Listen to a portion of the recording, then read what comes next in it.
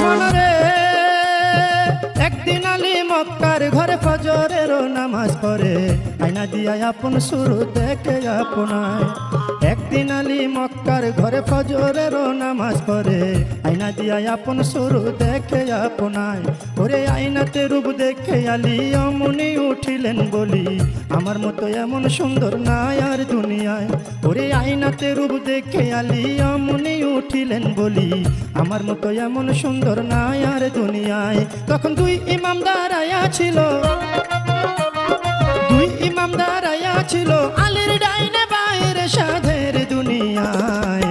যার যেখানে মরণ লেখা যায়, তবে যার যেখানে মরণ লেখা যায় রে সাধের দুনিয়ায়, যার যেখানে মরণ লেখা যায়।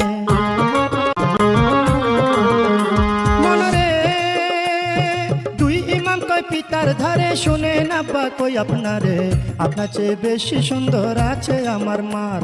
মায়ের বাতুনি এক সুরত আছে, যে দেখছে সে পাগল হইছে। বিনায়া বিনায়া বলছে ইমাম দুইজনায়।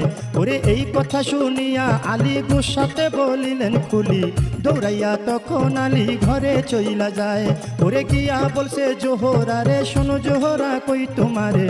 বিনায়া বিনায়া বলছে আলী মরতু যায়। জোহরা তুমি আমার ঘরের স্ত্রী, সকল সুরত দেখতে পারি, তবে কেন প্রাণের শরীর দেখাও নাই আমায়।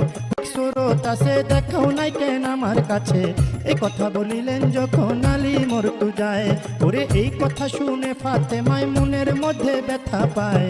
জানাইলেন মাওলারি দরগায়, মাওলা গো আমার বাতুনি সুরতের কথা যে কয়া লাগাইছে ব্যথা। জহর কোহরে মরণ হয় যেন